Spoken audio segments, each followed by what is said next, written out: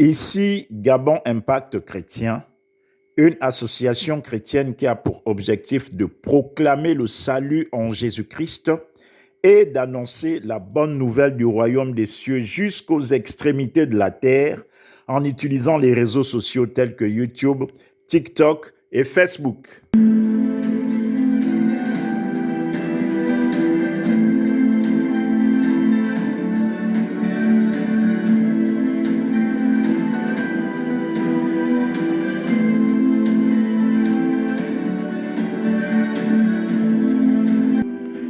Bien-aimés dans le Seigneur, nous sommes dans la joie de vous retrouver encore aujourd'hui pour annoncer la bonne nouvelle du royaume des cieux.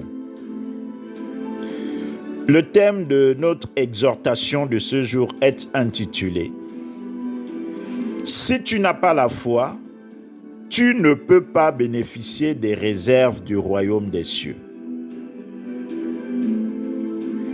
Bien-aimés dans le Seigneur, plusieurs personnes viennent à l'église pour trouver une solution à leurs problèmes de santé, problèmes de promotion professionnelle, problèmes de voyage ou de mariage. Malgré leurs problèmes, lorsqu'ils viennent à l'église, s'ils ne cherchent pas à aimer Jésus-Christ et à croire en lui et à sa parole, ils fondent leur foi sur des expériences humaines, sur tout, sauf le rocher. C'est ainsi qu'ils sont fascinés par des arguments charnels qui ont pour objectif d'établir des règles d'hommes, mêlant division et peur pour envisager une sorte de situation dans laquelle ils se trouvent, une sortie de situation dans laquelle ils se trouvent.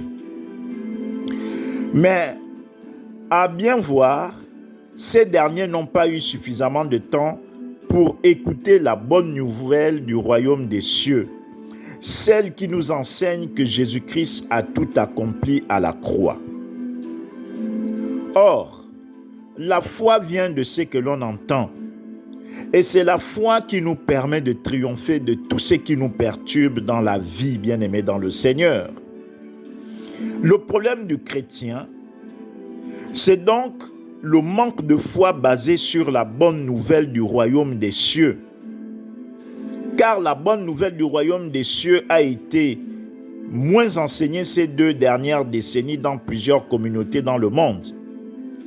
Et beaucoup de chrétiens ont commencé à baser leur foi sur des expériences humaines, ce qui les a poussés à fournir des efforts pour avoir une sainteté et non baser leur foi sur l'œuvre accomplie à la croix par Jésus-Christ. Bien-aimés dans le Seigneur, les chrétiens savent que Jésus-Christ délivre. Ils savent que Jésus-Christ guérit. Ils savent que Jésus-Christ bénit. Ils savent que Jésus-Christ donne accès à la vie éternelle. Mais plusieurs ne croient pas que cela est possible dans leur vie. Ils ont la connaissance de la puissance de Jésus-Christ à travers les prédications, mais ils ont du mal à mettre leur confiance en ce que Jésus-Christ a déjà accompli pour eux. Ils ont du mal à accepter le pardon de Jésus-Christ. Ils pensent qu'ils doivent offrir un sacrifice supplémentaire pour être pardonnés par Dieu. Ils pensent qu'il faut qu'ils fassent un sacrifice supplémentaire pour être guéris. En le faisant, ils se chargent d'un fardeau que Jésus-Christ a déjà porté pour eux. Et ils prouvent que l'œuvre de la croix ne suffit pas pour leur donner la vie éternelle, pour leur accorder le pardon de péché ou pour obtenir la guérison ou la délivrance que Jésus-Christ met à leur disposition. Pourtant, la parole de Dieu dit « Venez à moi, vous tous qui êtes chargés et fatigués, et je vous donnerai du repos », selon Matthieu 11 au verset 28. Mais, bien-aimé dans le Seigneur, pourquoi veux-tu sacrifier comme Jésus-Christ pour ton péché qui est déjà pardonné par l'œuvre du Seigneur? Tu ne peux pas te sauver toi-même. Il n'y a que Jésus-Christ qui peut te sauver. Il n'y a que Jésus-Christ qui peut te guérir. Il n'y a que Jésus-Christ qui peut t'élever. Et Jésus-Christ est le sacrifice que Dieu lui-même a offert sur l'autel pour te bénir, pour me bénir. Ce que Dieu attend de toi et moi, bien-aimés dans le Seigneur, c'est que nous croyons en ce qu'il a déjà fait par Jésus-Christ. Car Jésus-Christ a été offert en sacrifice pour que toi et moi nous soyons sauvés. Et c'est par notre foi que nous avons la victoire sur nos ennemis. Il ne faut rien y ajouter, bien-aimés dans le Seigneur.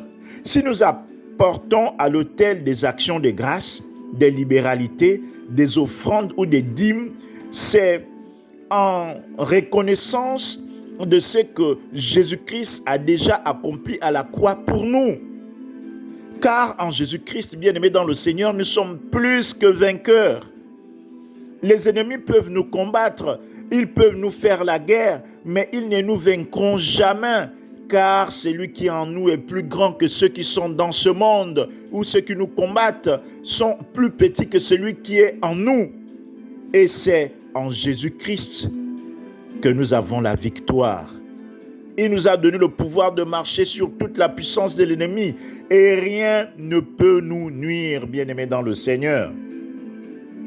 Le chrétien doit donc comprendre que la loi était valable pendant la période de transition entre le péché d'Adam et la venue de notre Seigneur et Sauveur Jésus-Christ. Depuis l'avènement de Jésus-Christ, notre Seigneur et Sauveur, bien-aimé dans le Seigneur, nous sommes passés de l'ère de la transition à l'ère de la grâce. Nous n'avons plus à nous mettre sous la loi ou des règles humaines pour être justifiés devant Dieu. Si nous nous lançons dans le domaine de la loi, nous devons obéir à toute la loi pour être justifiés ou pour être pardonnés aux yeux de Dieu, bien-aimés dans le Seigneur. Et si nous n'obéissons pas, nous sommes sous la condamnation. Or, bien-aimés dans le Seigneur, Jésus-Christ a appliqué pour nous toute la loi, afin que nous soyons justifiés aux yeux de Dieu. Cependant, notre justification devrait nous conduire à un véritable changement de vie, car Dieu nous a fait naître de nouveau pour servir d'exemple à ceux qui ne sont pas encore chrétiens. Et un arbre qui ne produit pas de fruits n'est pas utile. Bien-aimés dans le Seigneur, nous avons la grâce parce qu'il y a une bonne nouvelle pour toi et moi. Il y a une bonne nouvelle pour tous ceux qui sont dans la souffrance. Il y a une bonne nouvelle pour ceux qui sont encore dans les ténèbres. Il y a une bonne nouvelle, bien-aimés dans le Seigneur, pour tous ceux qui sont encore dans des problèmes. La bonne nouvelle, c'est que Jésus-Christ a pris notre place à la croix de Golgotha. Il s'est fait malédiction pour que toi et moi, nous puissions être bénis. Nous avons été vendus gratuitement à la malédiction et il nous a rachetés de cette condamnation, malgré ce que nos aïeux avaient déjà fait. Bien-aimés dans le Seigneur, en Jésus-Christ, nous avons la liberté. Et il n'y a plus de condamnation pour toi et moi, parce que nous avons mis notre confiance en Jésus-Christ. Le seul moyen par lequel nous pouvons obtenir les réserves qui sont dans le royaume des cieux, c'est de mettre notre confiance en Jésus-Christ et nous approprier les promesses qu'il a formulées à notre égard dans sa parole, bien-aimés dans le Seigneur. Lisons la parole dans Ésaïe 52 au verset 3. Je lis la parole de Dieu. Car ainsi parle l'Éternel, c'est gratuitement que vous avez été vendus, et ce n'est pas à prix d'argent que vous serez rachetés. La parole de Dieu. Amen. Bien-aimé dans le Seigneur, tu n'as plus rien à payer pour obtenir le pardon de ton péché. Tu n'as plus rien à payer pour obtenir la faveur qui vient de l'Éternel. Dieu lui-même a déjà réglé le problème en offrant Jésus-Christ à la croix pour notre délivrance. Bien-aimé dans le Seigneur, voudrais-tu faire l'œuvre de Jésus-Christ en te sacrifiant toi-même? Non. Lisons Galates 3 du verset 6 au verset 14. J'ai lu la parole de Dieu.